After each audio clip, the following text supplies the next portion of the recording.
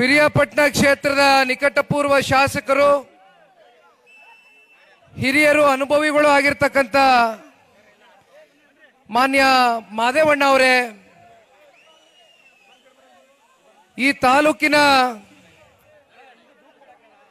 ಮಾದೇವಣ್ಣರವರ ಸುಪುತ್ರರು, ಭವಿಷ್ಯದ ನಾಯಕರಾಗಿರ್ತಕ್ಕಂಥ ನನ್ನ ಆತ್ಮೀಯ ಗೆಳೆಯ ಪ್ರಸನ್ನರವರೇ,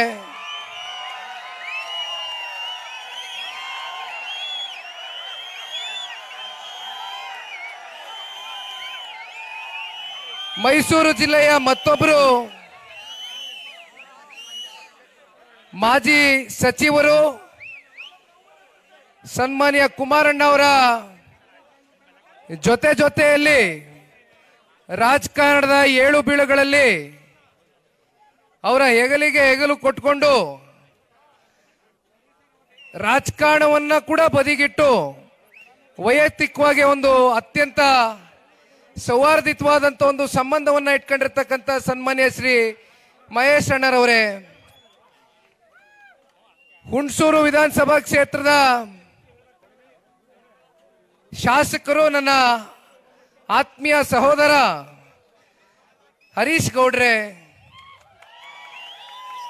ವಿಧಾನ ಪರಿಷತ್ನ ಸದಸ್ಯರು ಮಂಜೇಗೌಡ್ರೆ, ವಿಧಾನ ಪರಿಷತ್ನ ಮತ್ತೊಬ್ಬರು ಸದಸ್ಯರು ವಿವೇಕಾನಂದರವರೇ, ಇತ್ತೀಚಿನ ದಿನಗಳಲ್ಲಷ್ಟೇ ನೂತನವಾಗಿ ಜಿಲ್ಲಾಧ್ಯಕ್ಷರಾಗಿ ನೇಮಕಾತಿಗೊಂಡಿರ್ತಕ್ಕಂಥ ಪಕ್ಷದ ಅತ್ಯಂತ ಪ್ರಾಮಾಣಿಕರಲ್ಲಿ ಒಬ್ಬರಾಗಿ, ಜೊತೆಯಲ್ಲಿ ಜಿಲ್ಲೆಯಲ್ಲಿ ಯಾವುದೇ ಸಣ್ಣ ಪುಟ್ಟ ವೈಮನಸ್ಸುಗಳು, ಭಿನ್ನಾಭಿಪ್ರಾಯಗಳು ಇದ್ದಂಥ ಸಂದರ್ಭದಲ್ಲಿ ಅವೆಲ್ಲವನ್ನ ಸರಿದೂಗಿಸ್ಕೊಂಡು ಹೋಗ್ತಕ್ಕಂಥ ಆ ರಾಜಕೀಯ ಪ್ರಬುದ್ಧತೆ ಜೊತೆಯಲ್ಲಿ ಬಹುಶಃ ಅತ್ಯಂತ ಸೌಮ್ಯ ಸ್ವಭಾವದ ಒಂದು ವ್ಯಕ್ತಿತ್ವವನ್ನು ಹೊಂದಿರತಕ್ಕಂಥ ಟಿ ನರಸೀಪುರ ವಿಧಾನಸಭಾ ಕ್ಷೇತ್ರದ ನಿಕಟಪೂರ್ವ ಶಾಸಕರು ಅಶ್ವಿನ್ ಕುಮಾರ್ ಅಣ್ಣ ಅವರೇ, ಮತ್ತು ಮೈಸೂರು ಜಿಲ್ಲೆಯ ಮತ್ತೊಬ್ಬರು ಮುಖಂಡರು, ಕುಮಾರಣ್ಣನ ಆಪ್ತ ಬಳಗದಲ್ಲಿ ಗುರುತಿಸ್ಕೊಂಡಿರ್ತಕ್ಕಂಥ ರವಿ ಅಣ್ಣ ಅವರೇ,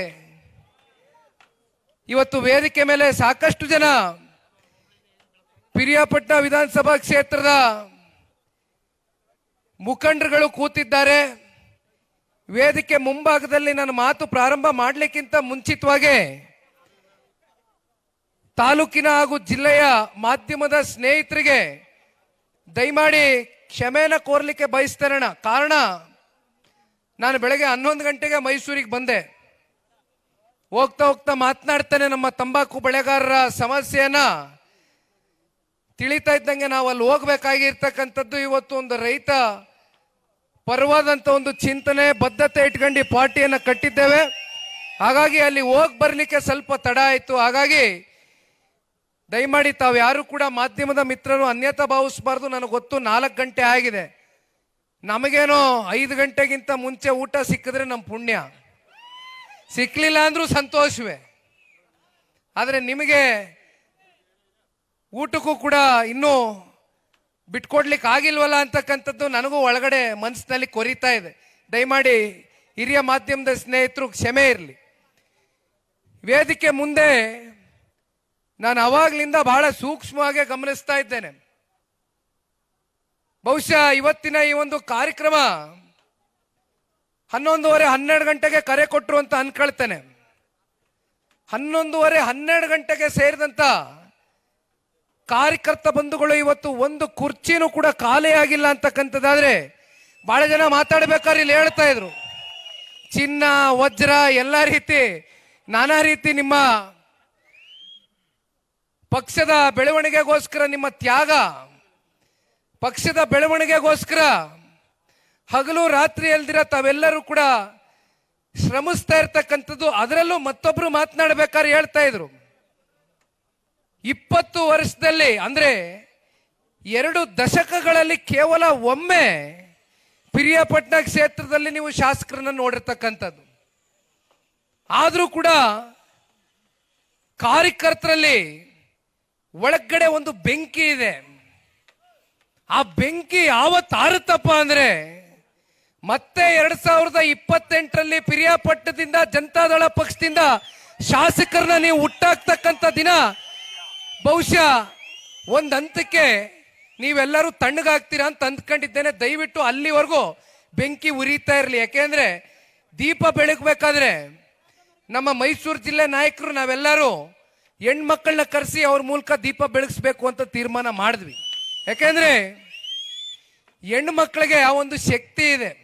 ಹೆಣ್ಣು ಮಕ್ಕಳು ಬೆಳಗಿದ ದೀಪ, ಆ ದೀಪ ಎಷ್ಟು ಉರಿತಾ ಇತ್ತು ಅಂತ ನೋಡಿದ್ರೆ ಬಹುಶಃ ಆ ತಾಯಿ ಚಾಮುಂಡೇಶ್ವರಿಯ ಒಂದು ಶುಭ ಸಂಕೇತ ಇವತ್ತು ಹೆಣ್ಮಕ್ಳ ಮೂಲಕ ದೀಪ ಬೆಳಗುವ ಮೂಲಕ 2028ಕ್ಕೆ ದಯಮಾಡಿ ಯಾರು ಕೂಡ ಇನ್ನು 2 ವರ್ಷಗಳ ಕಾಲ ವಿಶ್ರಾಂತಿ ತಗೊಳ್ತಕ್ಕಂಥದಕ್ಕೆ ಸಮಯ ಇದೆ. ನನಗೂ ಸಮಯ ಇದೆ, ತಮಗೂ ಸಮಯ ಇದೆ. ಇಲ್ಲಿ ಬಸವರಾಜ ನಿನ್ನ ಹೆಸರು, ಆ ಸಲ್ಯೂಟ್ ಚೆನ್ನಾಗಿ ಹೊಡೆದ ಕಣ ನೀನ್ ಸಲ್ಯೂಟ್ಗೆಲ್ಲ ನೀನ್ ಕುಮಾರಣ್ಣ ತಗೊಂಬಂದ್ ಒಂದು ಫೋಟೋ ಕೊಟ್ಟಲ್ಲ, ಅದಕ್ಕೆ ನಿನ್ನ ಹೆಸರು ಕೇಳ್ಕೊಂಡೆ ಅಲ್ಲೇ ಬಸವರಾಜನ್ ಗೊತ್ತಾಯ್ತು. ನೋಡಿ ಆಯ್ತು ಆಯ್ತು ಕುತ್ಕೊಳ್ಳ ಗೊತ್ತಾಯ್ತು.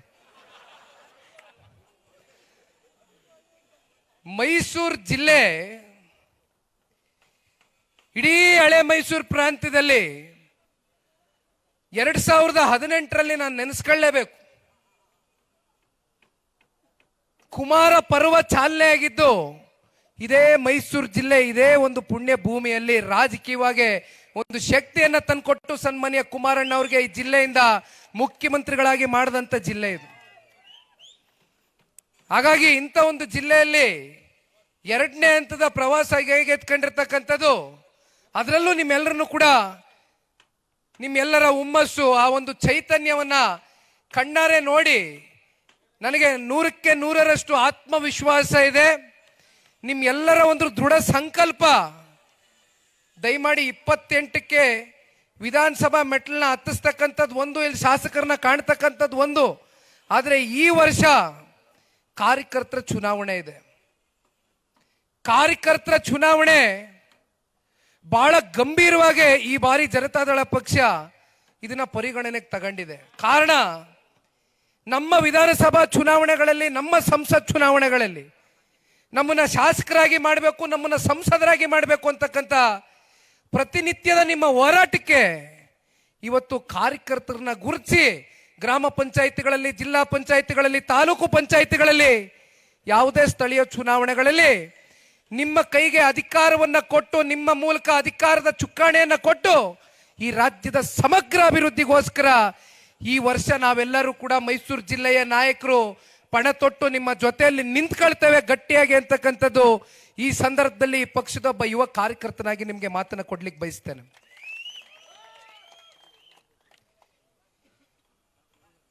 ಮಾದೇವಣ್ಣ ಅವರು ಮಾತಾಡ್ತಾ ಇದ್ರು, ಒಂದ್ ಕಡೆ ಪ್ರಸನ್ನ ಅವರು ಮಾತಾಡ್ತಾ ಇದ್ರು.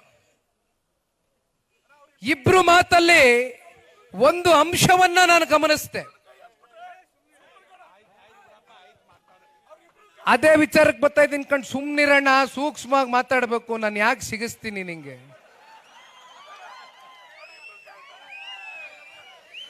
ಮಾದೇವಣ್ಣು ನಾನು ದೃಢ ಸಂಕಲ್ಪ ತೊಟ್ಟಿದ್ದೀನಿ.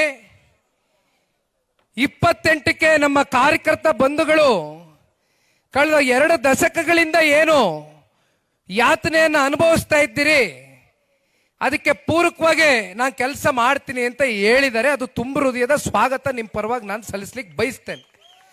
ಮತ್ತೊಂದು ಕಡೆ ಪ್ರಸನ್ನ ಅವರು ಮೈಮೂಲ್ನ ಅಧ್ಯಕ್ಷರಾಗಿ ಬಹುಶಃ 3 ವರ್ಷಗಳ ಕಾಲ ಒಬ್ಬ ಯುವ ನಾಯಕ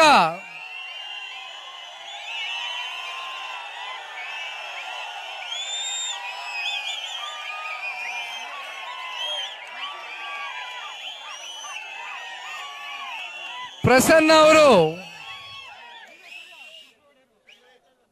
ಡೈರಿ ವಿಚಾರಕ್ಕೆ ಸಂಬಂಧಪಟ್ಟಂತೆ ಹಾಲು ಉತ್ಪಾದಕರಿಗೆ ಯಾವ ರೀತಿ ಅವರ ಒಂದು ಅವಧಿಯಲ್ಲಿ ಪ್ರೋತ್ಸಾಹವನ್ನು ಕೊಟ್ಟೆ ಅಂತಕ್ಕಂಥದ್ರ ಬಗ್ಗೆ ಕೂಡ ಹೇಳ್ತಾ ಇದ್ರು.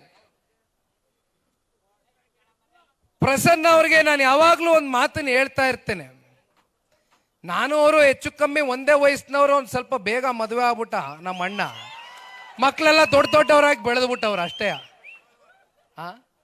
ನನಗೂ ಅವನಿಗೂ ಒಂದೇ ವಯಸ್ಸಲ್ಲ, ಆದ್ರೂ ನಮ್ಮ ಅಣ್ಣ ಅಂತ ಹೇಳಿದೀನಿ, ಬೇಗ ಮದುವೆ ಆಗೋದ, ಮಕ್ಕಳೆಲ್ಲ ದೊಡ್ಡವರಾಗ್ಬಿಟ್ಟವ್ರೆ ಅಂದೆ. ಇರ್ಲಿ, ಹೆಚ್ಚು ಕಮ್ಮಿ ಒಂದೇ ವಯಸ್ಸಿನವ್ರು, 4-5 ವರ್ಷ ನಾ ಕಮ್ಮಿ ಇರ್ಬೋದು ಅಷ್ಟೇ. ಪ್ರಸನ್ನನಿಗೆ ಇವತ್ತು ಈ ವೇದಿಕೆ ಮೇಲೆ ಒಂದು ಮಾತನ್ನ ತಿಳಿಸ್ಲಿಕ್ಕೆ ಬಯಸ್ತೇನಣ್ಣ. ದಯಮಾಡಿ ನೋಡಿ, ಒಂದು ಮಾತನ್ನ ತಿಳಿಸ್ತೇನೆ. ಮಾದೇವಣ್ಣ ಅವರಾಗ್ಲಿ, ಪ್ರಸನ್ನ ಅವರಾಗ್ಲಿ,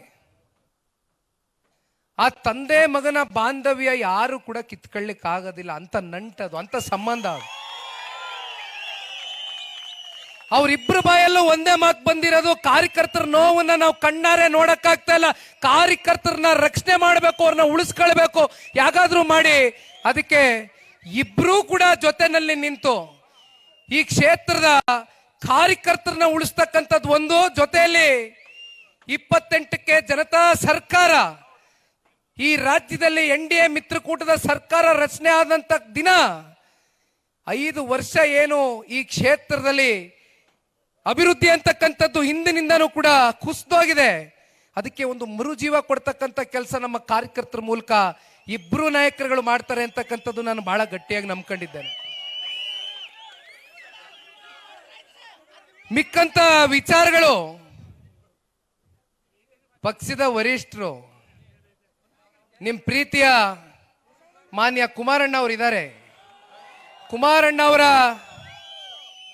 ಜೊತೆಯಲ್ಲಿ ಅತಿ ಶೀಘ್ರದಲ್ಲೇ ಎಲ್ಲ ಮೈಸೂರು ಜಿಲ್ಲೆಯ ನಾಯಕರು, ವಿಶೇಷವಾಗಿ ಸಾರಾ ಮಹೇಶ್ ಅಣ್ಣರವರು ಎಲ್ಲರೂ ಕೂತ್ಕೊಂಡು ಒಳ್ಳೆ ತೀರ್ಮಾನಗಳನ್ನ ತಗತ್ತೇವೆ. ಒಟ್ಟಾರೆಯಾಗಿ ನಾವು ತಗೊಳ್ತಕ್ಕಂಥ ತೀರ್ಮಾನ ಪಕ್ಷದ ಪರವಾಗಿ ಪಿರಿಯಾಪಟ್ಟಣ ವಿಧಾನಸಭಾ ಕ್ಷೇತ್ರದ ಕಾರ್ಯಕರ್ತರ ಪರವಾಗಿ ತೀರ್ಮಾನವನ್ನ ತೆಗೆದುಕೊಳ್ತೇವೆ. ದಯಮಾಡಿ ಎಲ್ಲರೂ ಕೂಡ ಇದೇ ಹುಮ್ಮಸ್ಸಿನಿಂದ, ನನಗೆ ಗೊತ್ತು ಇದು ಪಿರಿಯಾಪಟ್ಟಣದಲ್ಲಿ ಈ ಸಭೆ ಯಾವ ಲೆಕ್ಕಕ್ಕಲ್ಲ. ಈ ಸಭೆ ನೀವು ಮನ್ಸು ಮಾಡಿದ್ರೆ ವಿಧಾನಸೌಧ ಗಡಗಿಸುವಷ್ಟು ತಾಕತ್ತು, ಆ ಶಕ್ತಿ ಒಂದು ಸಮಾವೇಶ ಮೂಲಕ ಮುಂದಿನ ದಿನಗಳಲ್ಲಿ ಪಿರಿಯಾಪಟ್ಟಣ ಕ್ಷೇತ್ರದಲ್ಲಿ ವಿಶೇಷವಾಗಿ ಒತ್ತಿ ಒತ್ತಿ ಹೇಳ್ತಾನೆ. ಮಹೇಶ್ ಅಣ್ಣವರು ನನ್ನ ಪಕ್ಕದಲ್ಲಿ ಕೂತ್ಕೊಂಡ ಕಿವಿಲ್ ಒಂದೇ ಮಾತು ಹೇಳ್ತಾ ಇದ್ರು, ಎಲ್ಲ ಹೇಳ್ಬಿಟ್ಟವ್ರೆ ಚಿನ್ನ ವಜ್ರ ಅಂತ, ಇನ್ನೇನು ನನಗೆ ಉಳಿಸಿಲ್ಲ ಭಾಷಣ ಮಾಡಕ್ಕೆ. ಕೊನೆಗೆ ನನಗೆ ಮೈಕ್ ಕೊಟ್ಟವ್ರೆ, ತಗ ನೀನು ಮಾತಾಡು ಅಂತ. ಸನ್ಮಾನ್ಯ ದೇವೇಗೌಡರು ಸಾಹೇಬ್ರ ಮೇಲೆ, ಸನ್ಮಾನ್ಯ ಕುಮಾರಣ್ಣ ಅವರ ಮೇಲೆ, ಜನತಾದಳ ಪಕ್ಷ ಅಂದ್ರೆ ರೈತರ ಪಕ್ಷ ಅಂತಕ್ಕಂಥದ್ದು ರೈತರು ಪ್ರತಿ ಸಂದರ್ಭದಲ್ಲೂ ಕೂಡ ನೋಡಿದ್ದೀರಿ. ಅದನ್ನ ಇಳಿ ವಯಸ್ಸಿನಲ್ಲಿ ದೇವೇಗೌಡರು ಸಾಹೇಬರು ಪ್ರತಿ ಸಂದರ್ಭದಲ್ಲೂ ಸಾಬೀತು ಮಾಡಿದ್ದಾರೆ. ಹಾಗಾಗಿ ಇಂಥ ಒಂದು ಪಕ್ಷವನ್ನ ಉಳಿಸ್ಕೊಳ್ತಕ್ಕಂಥ ನಿಟ್ಟಿನಲ್ಲಿ ನಾವು ನೀವೆಲ್ಲರೂ ಇವತ್ತೇನು ಸೇರಿದ್ದೀವಿ, ಮುಂದೆ ಸಮಯ ಬರಲಿ.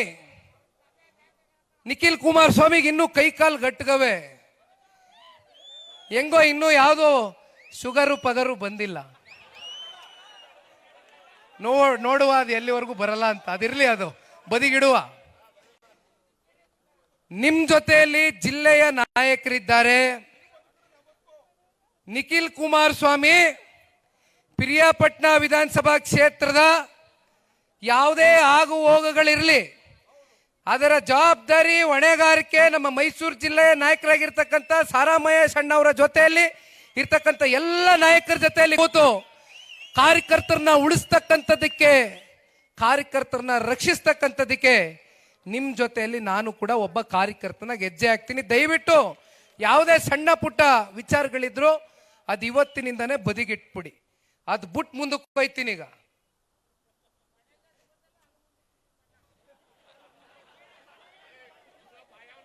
ರಾಜ್ಯದಲ್ಲಿ ಕಾಂಗ್ರೆಸ್ನ ಸರ್ಕಾರ ಆಡಳಿತಕ್ಕೆ ಬಂದು 3 ವರ್ಷ ಆಗದೆ. ಈ 3 ವರ್ಷದಲ್ಲಿ ಅಲ್ಲೆಲ್ಲೋ ಹಾವೇರಿ ಜಿಲ್ಲೆನಲ್ಲಿ 1000 ದಿನ ಪೂರೈಸಿದೆ ಈ ಸರ್ಕಾರ ಅಂತ ಸರ್ಕಾರದ ದುಡ್ಡಲ್ಲಿ, ಜನಗಳು ತೆರಿಗೆ ಮೂಲಕ ಕಟ್ತಕ್ಕಂಥ ದುಡ್ಡಲ್ಲಿ ಸಾಧನಾ ಸಮಾವೇಶ ಅಂತ ಮಾಡ್ತಾರೆ.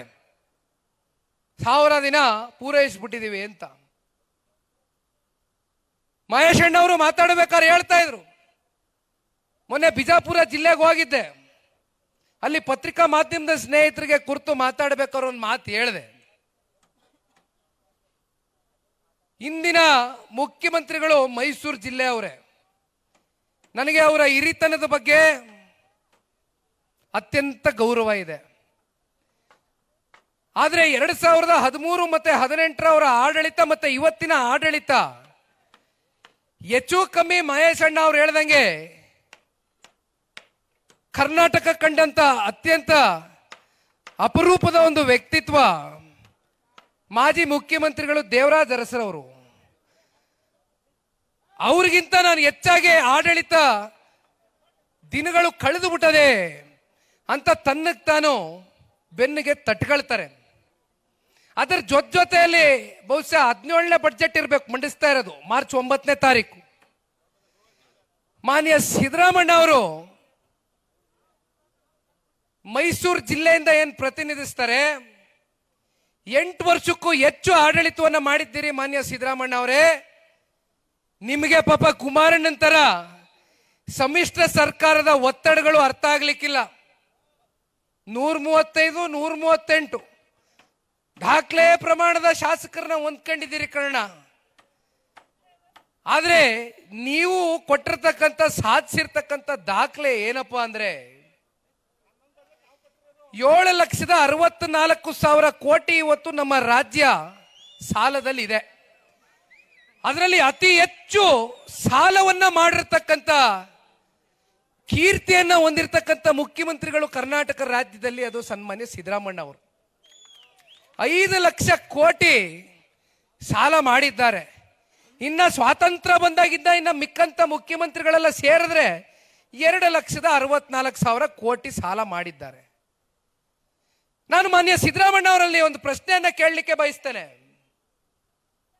ಕುಮಾರಣ್ಣ ಅವರು ನಿಮ್ಮ ಜೊತೆ ಸರ್ಕಾರ ರಚನೆ ಮಾಡಿದಾಗ ಇಲ್ಲಿ ಎಲ್ಲ ನಾಯಕರುಗಳು ಸ್ಮರಿಸ್ಕೊಳ್ತಾ ಇದ್ರು. ಇವತ್ತಿಗೂ ಕೂಡ ಹಳ್ಳಿಗಳು ಹೋದ್ರೆ ರೈತಾಪಿ ವರ್ಗ ನೀವು ನೆನೆಸ್ಕೊಳ್ತೀರಿ. ರೈತರು ಸಂಕಷ್ಟದಲ್ಲಿದ್ದಾಗ ಸಾಲಗಳು ತಗೊಂಡು ಸಾಲದ ಹೊರೆಯಿಂದ ಆತ್ಮಹತ್ಯೆಗೆ ಶರಣಾದಂತ ಸನ್ನಿವೇಶವನ್ನ ನೋಡಿ ನಮ್ಮ ರೈತರನ್ನ ಉಳಿಸ್ಬೇಕು ಅಂತಕ್ಕಂಥ ಗಟ್ಟಿ ನಿಲುವಿನಿಂದ ಸನ್ಮಾನ್ಯ ಕುಮಾರಣ್ಣ ಅವರು ತಗೊಂಡಂತ ತೀರ್ಮಾನ ಇಡೀ ದೇಶದಲ್ಲಿ ಯಾವುದಾದ್ರೂ ರಾಜ್ಯದ ಮುಖ್ಯಮಂತ್ರಿ ರೈತರ ಸಂಪೂರ್ಣ ಸಾಲ ಮನ್ನಾ ಮಾಡಿರ್ತಕ್ಕಂಥ ಏಕೈಕ ನಿದರ್ಶನ ಇದ್ರೆ ಅದು ರೈತರ ಮಗ ಸನ್ಮಾನ್ಯ ದೇವೇಗೌಡರು ಸಾಹೇಬರ ಸುಪುತ್ರ ಸನ್ಮಾನ್ಯ ಕುಮಾರಣ್ಣ ಅವರು. ರೈತರ ಸಾಲ ಮನ್ನಾ ಮಾಡಿಯೂ ಕೂಡ ಕುಮಾರಣ್ಣ ಅವರು ರಾಜ್ಯವನ್ನ ಅಥವಾ ರಾಜ್ಯದ ಪ್ರಜೆಗಳನ್ನ ಸಾಲಗಾರರಾಗಿ ಮಾಡಲಿಲ್ಲ. ಇದು ಕುಮಾರಣ್ಣನ್ಗೆ ಆಡಳಿತದಲ್ಲಿ ಇರ್ತಕ್ಕಂಥ ಅನುಭವ. ಇವತ್ತು ಯಾತಕ್ಕೋಸ್ಕರ ಕುಮಾರಣ್ಣ ಅವರು ಅಥವಾ ಕುಮಾರಣ್ಣನ ದೇಶದ ಗೌರವಾನ್ವಿತ ಪ್ರಧಾನ ಮಂತ್ರಿಗಳು ಶ್ರೀ ನರೇಂದ್ರ ಮೋದಿಜಿಯವರು ಅತ್ಯಂತ ಗೌರವದಿಂದ 2 ಹುದ್ದೆಗಳನ್ನ ಕೊಟ್ಟಿದ್ದಾರೆ. ವಿಕಸಿತ ಭಾರತವನ್ನ ಕಟ್ತಕ್ಕಂಥದಕ್ಕೆ ಕುಮಾರಣ್ಣ ಅಂತಕ್ಕಂಥ ಒಬ್ಬ ಮಂತ್ರಿ ನನ್ನ ಸಚಿವ ಸಂಪುಟದಲ್ಲಿ ಇರಬೇಕು ಅಂತಕ್ಕಂಥ ನಿರ್ಧಾರವನ್ನು ಮಾಡಿ ದೇಶದ ಗೌರವಾನ್ವಿತ ಪ್ರಧಾನ ಮಂತ್ರಿಗಳೊಂದು ಅವಕಾಶ ಕೊಟ್ಟಿದ್ದಾರೆ. ಅದಕ್ಕೆ ಕಾರಣ 2 ಬಾರಿ ಅತ್ಯಂತ ಅಲ್ಪಾವಧಿಯಲ್ಲಿ ಅವರು ಕೊಟ್ಟಿರ್ತಕ್ಕಂಥ ಕಾರ್ಯಕ್ರಮಗಳು, ಯೋಜನೆಗಳು ಜನಾನುರಾಗಿಗಳಾಗಿ ಇವತ್ತು ಸನ್ಮಾನ್ಯ ಕುಮಾರಣ್ಣ ಅವರು ಅಧಿಕಾರ ಇರಲಿ ಅಧಿಕಾರ ಇಲ್ಲದೆ ಹೋಗ್ಲಿ ನಮ್ಮ ಮನೆ ಮುಂದೆ ಇವತ್ತಿಗೂ ಕೂಡ ಬರ್ತಕ್ಕಂಥವ್ರು ಯಾರೋ ಸೂಟು ಬೂಟ್ ಹಾಕೊಂಡಿರ್ತಕ್ಕಂಥ ದೊಡ್ಡ ದೊಡ್ಡ ವ್ಯಾಪಾರಸ್ಥರಲ್ಲ. ರೈತರು ಯುವಕರು ಕೆಲಸ ಕೇಳ್ಕೊ ಬರ್ತಾರೆ. ಇಲ್ಲಾಂದ್ರೆ ಯಾರು ಆರೋಗ್ಯ ಸಮಸ್ಯೆ ಇದ್ರೆ ಸಮಸ್ಯೆ 5 ಲಕ್ಷ 10 ಲಕ್ಷ 20 ಲಕ್ಷ ಬಿಲ್ಗಳಾಗವೆ, ನಮ್ಗೆ ಹೆಂಗಾದ್ರೂ ಮಾಡಿ ನಮ್ಮನ್ನು ಉಳಿಸ್ಕಡಿ ಅಂತ ಬರ್ತಾರೆ. ಇದು ಕುಮಾರಣ್ಣ ಅವರು ಸಂಪಾದನೆ ಮಾಡಿರ್ತಕ್ಕಂಥ ಆಸ್ತಿ. ಹಾಗಾಗಿ ಪಾಪ ನಾನು ಒಂದು ಮಾತು ಇತ್ತೀಚೆಗೆ ಹೇಳಿದೆ, ದಯಮಾಡಿ ಕೇಳಿಸ್ಕೊಳ್ಬೇಕು, ಬಹಳ ಗಂಭೀರವಾದಂತ ವಿಚಾರ. ಇದು ನಿಖಿಲ್ ಕುಮಾರಸ್ವಾಮಿ ಭಾವನೆ ಅಲ್ಲ, ಅಷ್ಟೇ ಅಲ್ಲ. ನಾನು ಬಹಳ ಸ್ಪಷ್ಟವಾಗಿ ಹೇಳಿದ್ದೇನೆ, 9,000 ಕಿಲೋಮೀಟರ್ ಇಡೀ ರಾಜ್ಯ ವ್ಯಾಪ್ತಿ ನಾನು ಪ್ರವಾಸ ಮಾಡಿದೆ. ಹಳೆ ಮೈಸೂರು ಪ್ರಾಂತ್ಯ ಅಷ್ಟಕ್ಕೆ ಸೀಮಿತವಾಗ್ದಿರಾ ಕಲ್ಯಾಣ ಕರ್ನಾಟಕ, ಕಿತ್ತೂರು ಕರ್ನಾಟಕ, ಮಧ್ಯ ಕರ್ನಾಟಕ, ಉತ್ತರ ಕನ್ನಡ ಸೇರಿದಂತೆ ಅನೇಕ ಜಿಲ್ಲೆಗಳಲ್ಲಿ ಪ್ರವಾಸ ಮಾಡಿದಾಗ ಜನ ಎಲ್ಲೋದ್ರೂ ಕೂಡ ಕುಮಾರಣ್ಣನ ಆಡಳಿತವನ್ನ ನೆನೆಸ್ಕೊಳ್ತಕ್ಕಂಥದ್ನ ನಾನು ಹತ್ರ ಕಣ್ಣಾರೆ ನೋಡಿದ್ದೇನೆ. ಹಾಗಾಗಿ ನಾನು ಮಾತನಾಡಬೇಕಾದ್ರೆ ಮಾಧ್ಯಮಗಳಲ್ಲಿ ಏನ್ ಹೇಳಿದೆ, ಜನ ಇವತ್ತು ಎಲ್ಲೋದ್ರೂ ಕೂಡ ಕುಮಾರಣ್ಣನ ಒಂದು ಆಡಳಿತವನ್ನ ನೆನೆಸ್ಕೊಳ್ತಾ ಇದ್ದಾರೆ ಅಂತ ಒಬ್ಬ ವ್ಯಕ್ತಿ ಮತ್ತೆ ಈ ರಾಜ್ಯದ ಚುಕ್ಕಾಣಿಯನ್ನ ಹಿಡಿದ್ರೆ ರಾಜ್ಯದ ಬಡವರಿಗೆ, ರೈತರಿಗೆ, ದೀನ ದಲಿತರಿಗೆ, ನೊಂದಿರ್ತಕ್ಕಂಥ ವರ್ಗಕ್ಕೆ ನ್ಯಾಯ ಕೊಡ್ತಾರೆ ಈ ಒಬ್ಬ ವ್ಯಕ್ತಿ ಅಂತಕ್ಕಂಥದ್ನ ಜನ ಚರ್ಚೆ ಮಾಡ್ತಾವ್ರೆ ಅಂತ ಮಾತ್ರ ನಿಖಿಲ್ ಕುಮಾರಸ್ವಾಮಿ ಹೇಳ್ದ. ನನಗೂ ಒಂದು ಅಲ್ಪ ಸ್ವಲ್ಪ ರಾಜಕೀಯದ ಪ್ರಜ್ಞೆ ಇದೆ. ನನಗೆ ಗೊತ್ತಿದೆ, ನಾವು NDA ಮಿತ್ರಕೂಟದಲ್ಲಿ ಇದೀವಿ. ಅಲ್ಲೆಲ್ಲೋ KR ಪೇಟೆಗೆ ಹೋದೆ, ನಮ್ಮ ಮಂಜಣ್ಣ ಶಾಸಕ ಆಗವನೇ ಕರ್ದ, ಅಣ್ಣ ಪಕ್ಷ ಸೇರ್ಪಡೆ ಕಾರ್ಯಕ್ರಮ ಅದೇ, ನೀನ್ ಬಂದು ಹೋಗ್ಬೇಕು ಅಂತ ಹೋಗಿದ್ದೆ. ಮಾತಾಡ್ತಾ ಮಾತಾಡ್ತಾ ಒಂದು ಮಾತು ಹೇಳಿದೆ, ಮಂಜಣ್ಣನ್ಗೆ ಕೊನೆ 15 ದಿನ ಇದ್ದಂಗೆ ಟಿಕೆಟ್ ಸಿಕ್ತು. ಅಲ್ಲಿ ಸ್ವಲ್ಪ ಪೈಪೋಟಿ ಇತ್ತು ಟಿಕೆಟ್ ವಿಚಾರವಾಗಿ. ಕೊನೆಗೆ ಟಿಕೆಟ್ ಸಿಕ್ದ ಮಂಜಣ್ಣ ಸಂಘಟನೆ ಮಾಡ್ಕೊಂಡು KR ಪೇಟೆನಲ್ಲಿ ಇದೇ ರೀತಿ ಯಾವ ರೀತಿ ನೀವು ಪ್ರೀತಿಸ್ತೀರಿ, ಇಷ್ಟೇ ಪ್ರೀತಿ ಅಲ್ಲೂ ಕೂಡ KR ಪೇಟೆನಲ್ಲಿ ದೇವೇಗೌಡರ ಮೇಲೆ, ಕುಮಾರಣ್ಣನ ಮೇಲೆ ಆ ಕ್ಷೇತ್ರದ ಜನ ಪ್ರೀತಿ ಇಟ್ಕೊಂಡವ್ರೆ. ಇಷ್ಟೆಲ್ಲ ಪ್ರೀತಿ ವಿಶ್ವಾಸದಿಂದ ಮಂಜಣ್ಣ ನಿನ್ನ ಗೆಲ್ಸಿ ಆರಿಸಿ ಶಾಸಕರಾಗಿ ಮಾಡವ್ರೆ ಜನ. ಆ ಪ್ರೀತಿ ವಿಶ್ವಾಸನ ಉಳಿಸ್ಕೊಂಡೋಗು, ಮತ್ತೆ ಆರಿಸ್ಬರೋದಕ್ಕೆ ಏನ್ ಮಾಡ್ತೀಯ ಮಾಡು ಅಂತಂದೆ. ನಿಖಿಲ್ ಕುಮಾರಸ್ವಾಮಿ ಘೋಷಣೆನೆ ಮಾಡ್ಬಿಟ್ಟ ಅಂತಂದ್ರು. ನಾನು ಒಂದು ಮಾತು ಹೇಳ್ತೇನಣ್ಣ, ನಾನು ಈ ಪಕ್ಷದ ಅತ್ಯಂತ ಸಾಮಾನ್ಯ ಕಾರ್ಯಕರ್ತನಲ್ಲಿ ಒಬ್ಬ. ನಿಮ್ ಜೊತೆಯಲ್ಲಿ ನಾನು ಬೆರಿತಕ್ಕಂಥದಕ್ಕೆ ಬಂದಿರತಕ್ಕಂಥವ್ನು. ಜನರೊಂದಿಗೆ ಜನತಾದಳ ಘೋಷ ವ್ಯಾಖ್ಯೆ ಕೊಟ್ಟಿರ್ತಕ್ಕಂಥದ್ದು ಯಾವತ್ತೂ ಕೂಡ ಜಾತ್ಯತೀತ ಜನತಾದಳ ಜನರೊಂದಿಗೆನೆ ಇದ್ದು 25 ವರ್ಷ ಒಂದು ಪ್ರಾದೇಶಿಕ ಪಕ್ಷ ಬೆಳ್ಳಿ ಹಬ್ಬವನ್ನ ಆಚರಣೆ ಮಾಡ್ತಾ ಇದೆ ಅಂತಕ್ಕಂಥದ್ದಾದ್ರೆ ಅದು ಬಹುಶಃ ಕರ್ನಾಟಕ ರಾಜ್ಯದಲ್ಲಿ ಒಂದು ದೊಡ್ಡ ಮೈಲಿಗಲ್ಲು, ಒಂದು ಇತಿಹಾಸ ಅಂತಕ್ಕಂಥದ್ದು ಈ ಸಂದರ್ಭದಲ್ಲಿ ನಾನು ಹೇಳ್ತಾ, ಅದಕ್ಕೆ ಕಾರಣಕರ್ತರಾಗಿರ್ತಕ್ಕಂಥವ್ರು ತಾವುಗಳೆಲ್ಲ. ಯಾವುದೇ ಅಪೇಕ್ಷೆಗಳಿಲ್ದಿರ, ನಿರೀಕ್ಷೆಗಳಿಲ್ದಿರ ಈ ಪಕ್ಷವನ್ನ ಕಟ್ತೇವೆ. ದೇವೇಗೌಡರು ಸಾಹೇಬರು ಕಟ್ಟಿರ್ತಕ್ಕಂಥ ಪಕ್ಷಕ್ಕೆ ನಾವೆಲ್ಲರೂ ಕೂಡ ಆಧಾರ ಸ್ತಂಭಗಳಾಗಿ ನಿಲ್ತೇವೆ. ನಮ್ಮ ಮನೆ ಮಠ ಹೋದ್ರೂ ಪರವಾಗಿಲ್ಲ, ನಮಗೆ ಪಕ್ಷ ಉಳಿಬೇಕು ಅಂತ ತ್ಯಾಗದ ಮನಸ್ಥಿತಿಯಿಂದ ಇರ್ತಕ್ಕಂಥವ್ರು. ಯಾಕಂದ್ರೆ ನಾನು ಎರಡೂ ಪಕ್ಷದ ಕಾರ್ಯಕರ್ತರನ್ನು ನೋಡಿದ್ದೀನಿ. ಎರಡೂ ಪಕ್ಷದಲ್ಲೂ ಅಲ್ಲಿ ಇಲ್ಲಿ ಬರ್ತಕ್ಕಂಥ ಕೆಲವೊಂದಷ್ಟು ವಿಚಾರಗಳನ್ನು ನಾನು ಕೇಳಿದ್ದೀನಿ. ಎರಡೂ ರಾಷ್ಟ್ರೀಯ ಪಕ್ಷಗಳಲ್ಲಿ ಹೇಳೋದೊಂದೇ, ಜನತಾದಳ ಪಕ್ಷದ ಕಾರ್ಯಕರ್ತರು ಒಂದ್ ರೀತಿ ಸೈನಿಕರಿದ್ದಂಗೆ, ಯೋಧರಿದ್ದಂಗೆ, ದೇಶಕ್ಕೆ ಯಾವ ರೀತಿ ಪ್ರಾಣ ಕೊಡ್ಲಿಕ್ಕೂ ಸಿದ್ಧ ಇರ್ತಾರೆ, ಅದೇ ರೀತಿ ಪಕ್ಷಕ್ಕೋಸ್ಕರ ಯಾವ ಹಂತಕ್ಕೆ ಬೇಕಾದ್ರೂ ಕಾರ್ಯಕರ್ತರು ಹೋಗ್ಲಿಕ್ಕೆ ಸಿದ್ಧ ಇದ್ರೆ ಅದು ಜಾತ್ಯತೀತ ಜನತಾದಳ ಪಕ್ಷದ ಕಾರ್ಯಕರ್ತರು ಮಾತ್ರ ಅಂತಕ್ಕಂಥದ್ದು ಈ ಸಂದರ್ಭದಲ್ಲಿ ನಾನು ಬಹಳ ಗಟ್ಟಿಯಾಗಿ ಹೇಳ್ಬೇಕಾಗ್ತದೆ. ಹಾಗಾಗಿ ನಿಮ್ಮ ಜೊತೆಯಲ್ಲಿ ಪಕ್ಷ ಇದೆ, ಜಿಲ್ಲೆಯ ನಾಯಕರಿದ್ದಾರೆ, ನಾನು ಒಬ್ಬ ಸಾಮಾನ್ಯ ಕಾರ್ಯಕರ್ತನಾಗಿ ನಿಮ್ ಜೊತೆಲಿ ಇರ್ಲಿಕ್ಕೆ ಬಯಸ್ತೇನೆ. ಬಹಳ ಜನ ಹೇಳ್ಬೋದು ನಿಖಿಲ್ ಕುಮಾರಸ್ವಾಮಿ, ಮಹೇಶ್ ಅಣ್ಣನಿಗೆ ಬಹಳ ಚೆನ್ನಾಗಿ ಗೊತ್ತು, ಹರೀಶ್ ರವ್ರಿಗೆ ಬಹಳ ಚೆನ್ನಾಗಿ ಗೊತ್ತು. ಕಳೆದ ಉಪಚುನಾವಣೆಯಲ್ಲಿ ನನಗೆಲ್ಲ ಮಾಹಿತಿ ಇದ್ರೂ ಕೂಡ ಪಕ್ಷದ ಕಾರ್ಯಕರ್ತರಿಗೋಸ್ಕರ ತಲೆ ಕೊಟ್ಟೆ. ನಿಖಿಲ್ ಕುಮಾರಸ್ವಾಮಿ ಏನ್ ದಡ್ಡ ಅಲ್ಲ, ಮುಂದೆ ತೋರಿಸ್ತೀನಿ ನಾನು ಏನು ಅನ್ನೋದನ್ನ. ಪಾಪ 1000 ದಿನದ ಸಾಧನಾ ಸಮಾವೇಶದಲ್ಲಿ ಮಾನ್ಯ ಉಪಮುಖ್ಯಮಂತ್ರಿಗಳು ಮಾತಾಡ್ತಾ ನಿಖಿಲ್ ಕುಮಾರಸ್ವಾಮಿ ಹೆಸರನ್ನ ಜ್ಞಾಪಿಸ್ಕೊಂಡವ್ರೆ. ನಿಖಿಲ್ ಕುಮಾರಸ್ವಾಮಿನ ಸೋಲ್ಸ್ಬಿಟ್ಟೆ, ಮಾಜಿ ಮುಖ್ಯಮಂತ್ರಿ ಮಗನ್ ಸೋಲ್ಸ್ಬಿಟ್ಟೆ ಅಂತಂತಾರೆ. ಸೋಲು ಗೆಲುವು ಅಂತಕ್ಕಂಥದ್ದು ಶಾಶ್ವತ ಅಲ್ಲ ಮಾನ್ಯ ಉಪಮುಖ್ಯಮಂತ್ರಿಗಳೇ, ಇದು ಪ್ರಜಾಪ್ರಭುತ್ವ. ಪ್ರಜಾಪ್ರಭುತ್ವದಲ್ಲಿ ಯಾವ ಸಂದರ್ಭದಲ್ಲಿ ಯಾರಿಗೆ ಗೆಲ್ಲಿಸ್ಬೇಕು, ಯಾರನ್ನ ಮನೆಯಲ್ಲಿ ಕೂರಿಸ್ಬೇಕು, ಯಾರ ಮೂಲಕ ಈ ರಾಜ್ಯ ಕಟ್ಟಿಸ್ಬೇಕು, ಯಾರನ್ನ ತಿರಸ್ಕಾರ ಮಾಡಿ ಮನೆಗೆ ಕಳಿಸ್ಬೇಕು ಅಂತ 2028ಕ್ಕೆ ಕನ್ನಡ ನಾಡಿನ 7.5 ಕೋಟಿ ಕನ್ನಡಿಗರು ತೀರ್ಮಾನ ಮಾಡ್ತಾರೆ. ಕಾಯೋಣ. ಹಾಗಾಗಿ ನಾನಿಲ್ಲಿ 3 ಚುನಾವಣೆಗಳಲ್ಲಿ ಸೋತಿರ್ಬೋದು. ಚುನಾವಣೆಯ ಗೆಲುವು ಸೋಲಿನ ಮೇಲೆ ನಾಯಕತ್ವ ನಿರ್ಧಾರ ಆಗ್ಲಿಕ್ಕಿಲ್ಲ. ಒಬ್ಬ ನಾಯಕನಿಗೆ ಬೇಕಾಗಿರ್ತಕ್ಕಂಥ ಗುಣ ನಮ್ಮನ್ನ ನಂಬ್ಕೊಂಡಿರ್ತಕ್ಕಂಥ ಕಾರ್ಯಕರ್ತರು, ನಮ್ಮನ್ನ ನಂಬ್ಕೊಂಡಿರ್ತಕ್ಕಂಥ ವರ್ಗ ಇವತ್ತು ಒಂದು ಪ್ರಾದೇಶಿಕ ಪಕ್ಷ ಈ ಹೆಚ್ಚಿನ ವಿಡಿಯೋಗಳಿಗೆ ಪ್ರತಿಧ್ವನಿ ಯೂಟ್ಯೂಬ್ ಚಾನೆಲ್ ಸಬ್ಸ್ಕ್ರೈಬ್ ಮಾಡಿ, ಬೆಲ್ ಐಕಾನ್ ಕ್ಲಿಕ್ ಮಾಡಿ.